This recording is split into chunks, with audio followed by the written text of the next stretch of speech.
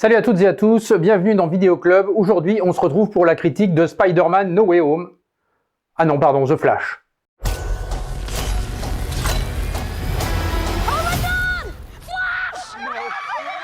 Hi. I love you! Thank you.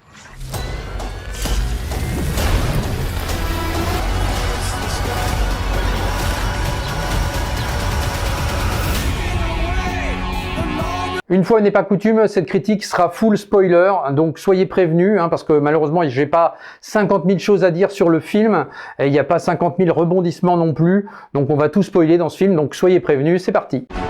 Des mois qu'on se hypait avec la bande-annonce, les différentes bandes-annonces de The Flash, et puis tout le pataquès qu'on en a fait autour. Pour débuter, écoutez, The Flash, film réalisé par Andrés Muschietti, qui avait déjà réalisé Ça 1 et Ça 2, les récents Ça, qui étaient quand même bien réalisés, il faut bien le dire.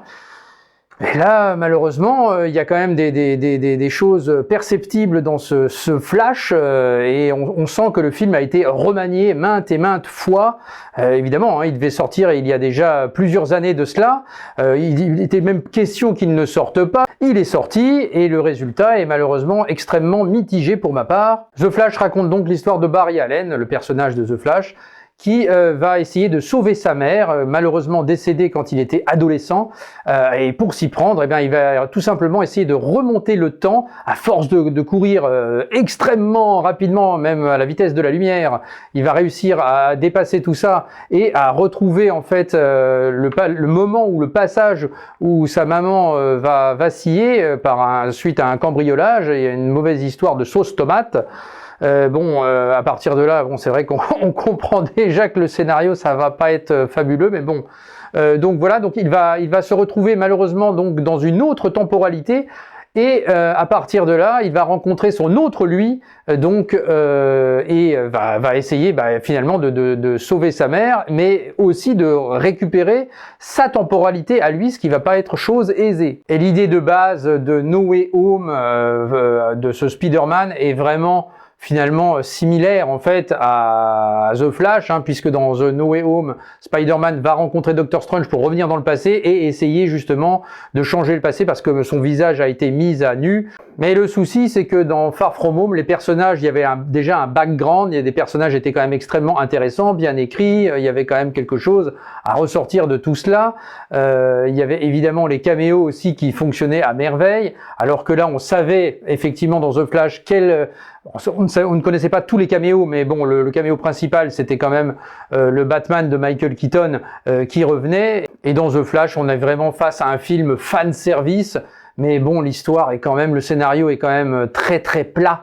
Malheureusement, et puis part un peu dans tous les sens, puisque finalement cette histoire de retrouver sa mère, on va après être embarqué finalement dans une autre temporalité, et où le général Zod va débarquer, le général Zod qui combattu Superman, le Superman interprété par Henry Cavill, ce regretté Superman d'Henry Cavill que l'on ne verra plus malheureusement. Ezra Miller, malgré ses comportements troublants dans la vie du quotidien, il joue quand même plutôt bien. Donc il va rencontrer donc son autre lui dans une autre temporalité, et effectivement dans le passé même. Et donc les scènes comiques fonctionnent plutôt bien entre les deux, entre ces deux The Flash, même si parfois c'est un peu lourdingue parce que il y a un The Flash qui est encore vraiment adolescent et qui est un peu bête limite, alors que l'autre est déjà un peu plus mature. Après une scène d'introduction un peu étrange avec ces bébés en fait qui tombent du ciel, puisqu'un immeuble s'effondre, et en haut de l'immeuble il y avait une sorte de maternité, donc tout s'effondre, les bébés tombent et Flash va essayer de récupérer les bébés un par un. Très curieuse scène, qui est un peu amusante, mais voilà, les effets spéciaux sont quand même un peu ratés, on dirait des poupons. Voilà, ça fait un peu fake quand même. Le chien également avec sa langue qui pend. Voilà, c'est assez rigolo. Un chien qui tombe également. Tout ce beau monde est quand même sauvé. The Flash va rencontrer un autre Batman qui n'est autre que donc le fameux Batman de Michael Keaton, le Batman de Tim Burton. Et là, voilà, alors là, la nostalgie fonctionne un petit peu et pas trop non plus, j'ai envie de dire aussi, parce que malheureusement, alors déjà l'introduction du personnage de Michael Keaton est quand même extrêmement loufoque, j'ai trouvé, ça c'est un peu dommage. Et puis après, lorsqu'il se remet en selle, eh ben, les scènes de combat pour un homme vieillissant sont quand même aussi un peu exagérées. On dirait un jeune homme de 30 ans qui se bat. Donc forcément, là aussi, ça coince un peu. Alors quelques répliques de Michael Keaton, évidemment, nous font replonger un peu dans la nostalgie du premier Batman, notamment quand il dit tu veux qu'on s'éclate, eh ben on va s'éclater. You wanna get nuts? Let's get nuts.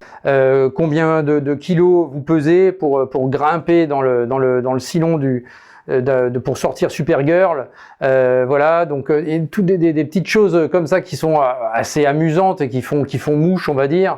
Quand Barry Allen fouille la Batcave, bah il va trouver la petite poche du Joker également, la poche qui rigole.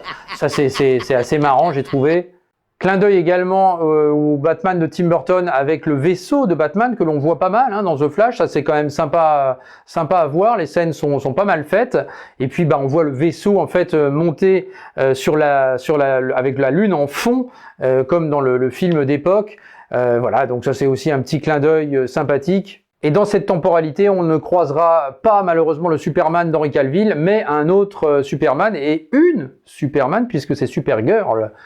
Qui nous sera présenté, mais là encore une fois, absolument pas d'écriture sur ce personnage. L'actrice, elle, joue très bien, hein, elle passe très très bien d'ailleurs.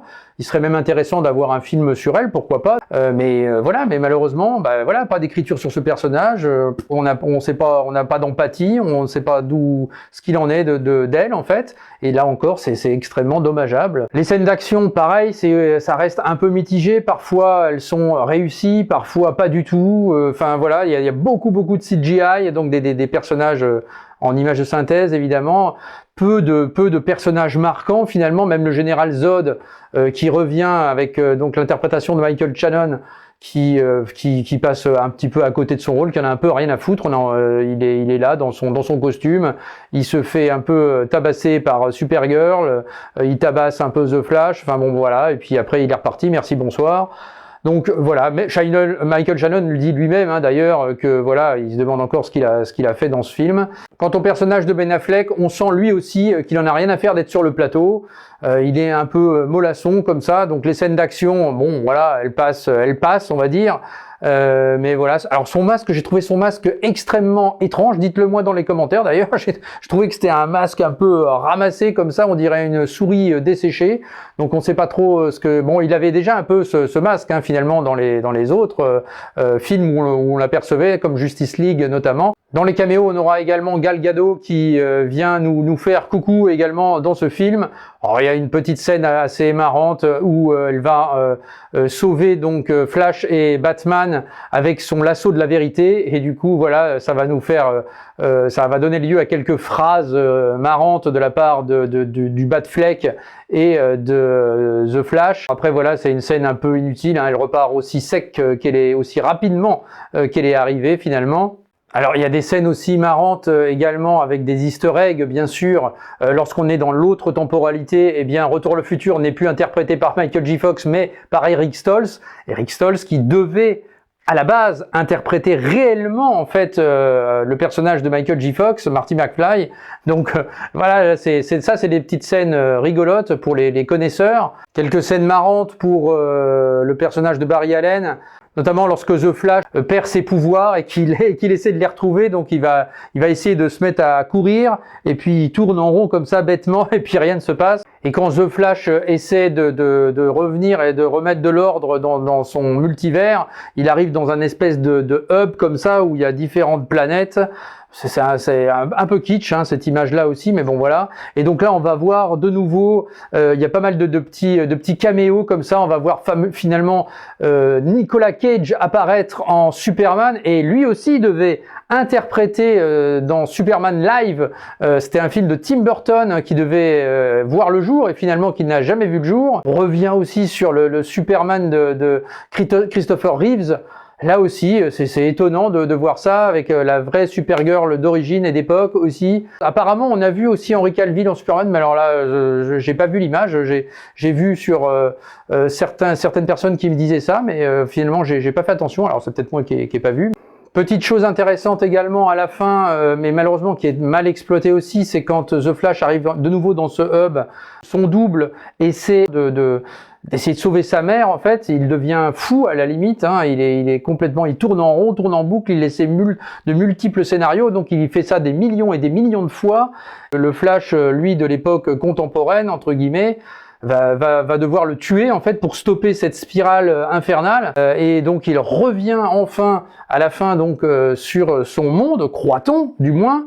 Et là, encore un nouveau caméo lorsque la scène où il va donc revoir son ami Batman, donc on croit que c'est Ben Affleck, et ben pas du tout, c'est George Clooney qui apparaît là, George Clooney qui avait également fait un très très mauvais Batman de Joel Schumacher. Et donc voilà, donc on voit George Clooney toujours la classe, la super classe, j'ai envie de dire. Là, ça donne envie de le voir dans un bon Batman pour le coup. Il y aura également une fin post-générique, encore une fois, qui ne sert pas à grand chose, avec finalement le vrai personnage d'Aquaman que l'on verra également apparaître, totalement bourré. Bon voilà, c'est une scène qui ne sert pas vraiment à grand chose et qui nous laisse en fait sur notre faim. Sur une énorme interrogation de ce DC Universe, que va-t-il en advenir? Allez, en conclusion, on termine avec les points positifs et négatifs. Les points positifs, c'est que finalement Ezra Miller joue quand même extrêmement bien son personnage de The Flash, je trouve. Voilà, avec ce doublon de personnage, voilà, les scènes rigolotes fonctionnent quand même assez bien. Voilà, parfois bon, c'est un peu lourdingue, mais voilà, il s'en sort quand même relativement bien. Ensuite, la joie également de retrouver Michael Keaton en Batman, ça ça fait quand même plaisir, même si son personnage est quand même relativement mal exploité et que finalement on aurait eu envie de voir un Batman vieillissant avec un film à part entière, interprété par Michael Keaton. Il l'aurait très très bien joué. Autre point positif, les easter eggs, les caméos, voilà, sont quand même bien sentis en règle générale, donc ça c'est quand même sympa à voir. Quelques scènes d'action fonctionnent également bien. A contrario, en point négatif, que d'autres scènes d'action fonctionnent quand même pas du tout. Et là, c'est parfois visuellement un peu laid. Mais voilà, ça fait partie aussi malheureusement de ces points négatifs. Et sur un film comme ça, c'est quand même dommage. Des scènes d'action également parfois un peu sans âme aussi, voilà, qui sont là juste pour nous dire voilà, une petite scène d'action, tenez, voilà, c'est pour vous, c'est gratuit, prenez-la. Des acteurs qui en ont un peu rien à faire, comme Michael Shannon avec son personnage de Zod, et Ben Affleck qui est un peu mou du cul également.